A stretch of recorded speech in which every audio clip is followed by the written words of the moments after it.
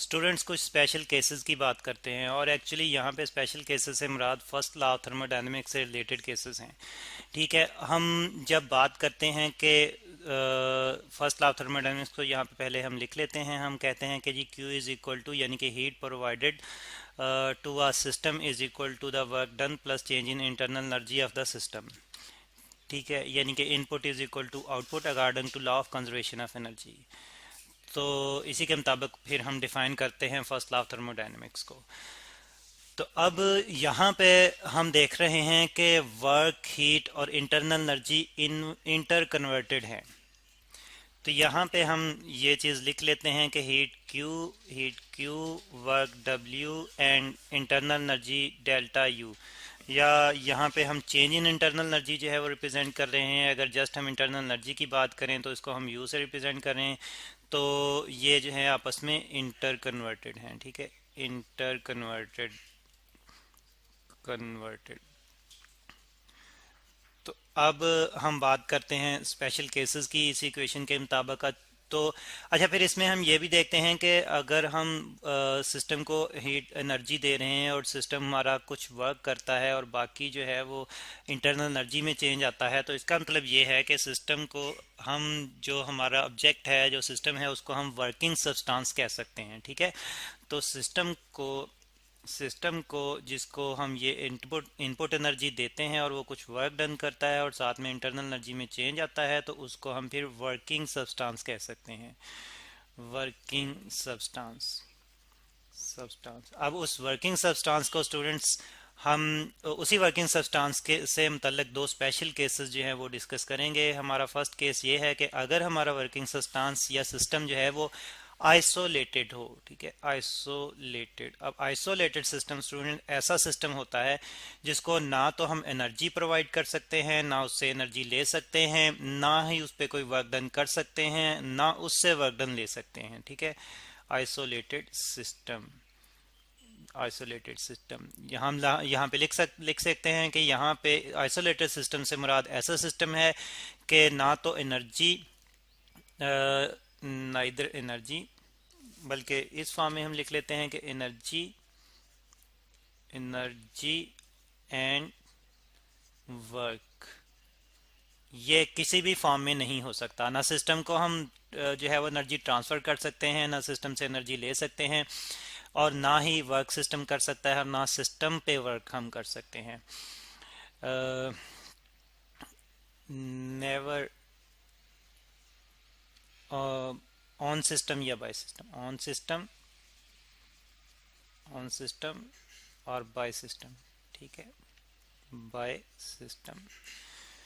तो ये तो ये एक आइसोलेटेड सिस्टम है। अच्छा, फिर इससे मतलब हम देखते हैं कि अगर ये कंडीशन है तो फिर इसका मतलब ये है कि W जो है वर्क डन, जैसे कि हमने कहा कि नहीं कर सकते, तो ये ज़ीरो होगा। और अगर एनर्जी भी शिफ्ट नहीं कर सकते उसको, यानी कि हीट जो है वो यहाँ पे एनर्जी से मुराद हम जो हीट अप्लाई करेंगे वो हमारे पास हीट एनर्जी की फॉर्म में होगी। तो हीट भी अगर हम नहीं दे सकते उसको, तो इसका मतलब ये है कि उसकी इंटरनल एनर्जी में चेंज नहीं आएगा, यानी कि डेल्टा यू जो है वो ज़ीरो रहेगी, इंटरनल एनर्जी में चेंज नहीं आ रहा। ठीक है, तो फिर इससे एक्चुअली हमें ये पता चलता है कि एक आइसोलेटेड सिस्टम की इंटरनल एनर्जी जो है वो कांस्टेंट रहती है, यू कांस्टेंट। ठीक है, लिख लेते हैं यहाँ पे यू कांस्टेंट।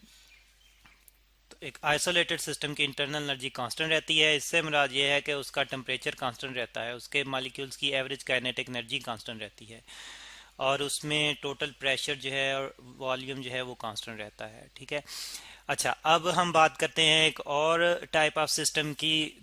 तो दूसरा सिस्टम जो है वो यहाँ पे हम डिस्कस करेंगे, जो कि है हमारे पास एक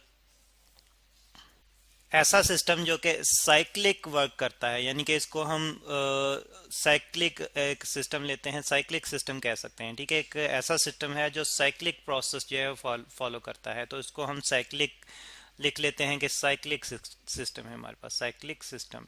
अब इससे क्या मुराद है? इससे मुराद ये है कि सिस्टम वर्क डन तो करता है लेकिन एक साइक्लिक वे में, यानी कि सिस्टम जो है वो स्टार्ट करता है जिस स्टेट से, यहाँ पे हम लिख लेते हैं कि अगर सपोज के इनिशियल स्टेट जो है वो सिस्टम की, ठीक है स्टूडेंट्स। स्टेट जो है वो हम उसके स्टेट वेरिएबल से रिप्रेजेंट करते हैं जो कि हमारे पास होते हैं प्रेशर, वॉल्यूम, टेम्परेचर वगैरह।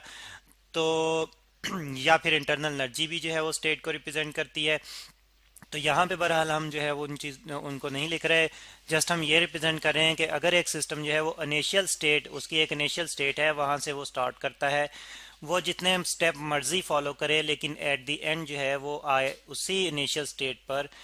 तो यानी कि उसकी फाइनल स्टेट जो है वो वही इनिशियल स्टेट ही हो, वापस वो उसी इनिशियल स्टेट पर आ जाए। ये हमने इस फॉर्म में रिप्रेजेंट किया है। ये एक साइक्लिक, इस तरह से भी हम इसको रिप्रेजेंट कर सकते हैं।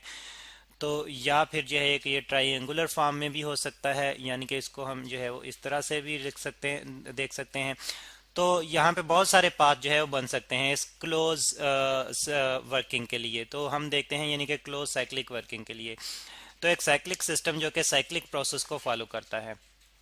तो इस तरह से हम देखते हैं कि इनिशियल और फाइनल स्टेट जो है उसकी सेम है, साइक्लिक प्रोसेस। तो जैसे कि हमने कहा कि इनिशियल और फाइनल स्टेट जो है, यहाँ पे initial state is equal to final state लिख लेते हैं, या actually final state is equal to initial state भी हम कह सकते हैं, फाइनल स्टेट। तो इसका मतलब ये है स्टूडेंट्स कि उसकी इंटरनल एनर्जी में चेंज नहीं आएगा, क्योंकि इनिशियल इंटरनल एनर्जी U1 जो है वो फाइनल इंटरनल एनर्जी U2 के बराबर ही रहेगी। जैसे कि हम जानते हैं कि इंटरनल एनर्जी एक स्टेट फंक्शन है, तो अगर स्टेट चेंज नहीं हो रही, एट द एंड स्टेट वही हमारे पास आती है जो इनिशियली थी, तो फिर इंटरनल एनर्जी में भी चेंज है वो नहीं आएगा। At the end internal energy भी वही हमारे पास आएगी जो कि स्टार्ट में थी। अच्छा, तो फिर इससे हमें यह पता चलता है कि इंटरनल एनर्जी में चेंज नहीं होगा, डेल्टा यू ज़ीरो रहेगी। और फिर अगर हम फर्स्ट लॉ ऑफ थर्मोडायनेमिक्स की बात करें तो उसका मतलब ये है कि जो हम हीट एनर्जी प्रोवाइड करेंगे वो सिस्टम सारी की सारी वर्क डन में कन्वर्ट करेगा। या फिर हम ये कह सकते हैं कि सिस्टम पे अगर हम वर्क डन करेंगे तो और उसकी इंटरनल एनर्जी में हम चेंज नहीं लाना चाह रहे, तो फिर वो वर्क डन जो है वो उसको हीट की फॉर्म में वो इवॉल्व कर देगा, ठीक है। और फिर हम देखते हैं कि अगर इंटरनल एनर्जी में चेंज नहीं आ रहा तो इसका मतलब ये है कि टेम्परेचर चेंज नहीं हो रहा। Temperature temperature does not change. तो एक साइक्लिक प्रोसेस में अगर इंटरनल एनर्जी में चेंज नहीं आता तो टेम्परेचर चेंज नहीं होता, ओवरऑल टोटल टेम्परेचर जो है वो सिस्टम का सेम रहता है।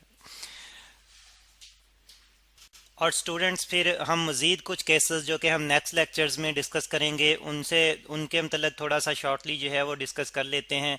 मज़ीद जो केसेस हम डिस्कस करेंगे, मुख्तलिफ प्रोसेसेस जो हैं वो हम देखेंगे कि किस तरह से फर्स्ट लॉ ऑफ थर्मोडायनेमिक्स के मुताबिक उन प्रोसेसेस को हम जो है वो समझ सकते हैं। उनमें एक प्रोसेस जो है वो प्रोसेस है जिसमें हम प्रेशर यानी कि मुख्तलिफ वेरिएबल्स को हम कांस्टेंट रखेंगे और बाकी वेरिएबल्स में चेंज को स्टडी करेंगे। तो एक प्रोसेस ऐसा है जिसमें हम प्रेशर को कांस्टेंट रखेंगे, प्रेशर कांस्टेंट, ठीक है जी। ऐसे प्रोसेस को स्टूडेंट्स हम आइसोबैरिक प्रोसेस कहते हैं, ठीक है। यहाँ पे हम लिख लेते हैं कि जिसमें प्रेशर कांस्टेंट रहेगा उसको हम आइसोबैरिक प्रोसेस कहेंगे, आइसोबैरिक। और इसके अलावा एक प्रोसेस ऐसा है जिसमें हम जो है वो टेम्परेचर को कांस्टेंट रखते हैं, ठीक है। Temperature constant, temperature constant. और इस प्रोसेस को हम आइसोथर्मल प्रोसेस कहते हैं, आइसोथर्मल, ठीक है। और एक और प्रोसेस है आइसोकोरिक प्रोसेस, यहाँ पे हम लिख लेते हैं। और एक्चुअली इसमें हम वॉल्यूम कांस्टेंट रखते हैं, ठीक है। वॉल्यूम ये वी है जी, कैपिटल वी कांस्टेंट वॉल्यूम को रिप्रेजेंट कर रहा है जो कि कांस्टेंट रखेंगे हम। और इस प्रोसेस को हम जो है वो आइसोकोरिक कहेंगे, आइसोकोरिक। और फिर इसके अलावा एक और प्रोसेस है और उसमें एक्चुअली हम हीट जो है वो कांस्टेंट रखते हैं, यानी कि ना तो कोई हीट जो है वो सिस्टम में इंटर होती है ना सिस्टम से निकलती है। तो Q जो है वो हम यहाँ पे यानी कि ये सिस्टम की हम हीट की बात कर रहे हैं, ठीक है। Q जो है वो हम कांस्टेंट रखते हैं, सिस्टम की अपनी हीट एनर्जी। और एक्चुअली सिस्टम के अंदर जो एनर्जी होती है वो हीट की फॉर्म तो नहीं होती, इंटरनल एनर्जी की फॉर्म में होती है। हीट एनर्जी सिर्फ हमें उसी वक्त मिलती है जब ये एनर्जी फ्लो कर रही होती है टेम्परेचर के डिफरेंस की वजह से। बहरहाल हम इसको इस तरह से भी डिफाइन कर सकते हैं, यानी कि कांस्टेंट की बजाय हम कह सकते हैं कि या nor no inter sorry no flow लिख लेते हैं इसकी जगह, नो फ्लो इनटू और आउटसाइड द सिस्टम, इनटू और out of the system, out of the system. ठीक है जी, सिस्टम। तो इस प्रोसेस को स्टूडेंट्स हम एडियाबेटिक प्रोसेस कहते हैं, एडियाबेटिक, एडियाबेटिक प्रोसेस। ठीक है जी, तो ये प्रोसेसेस जो हैं इनके मुताबिक हम फिर फर्स्ट लॉ ऑफ थर्मोडायनेमिक्स को नेक्स्ट लेक्चर्स में डिस्कस करेंगे।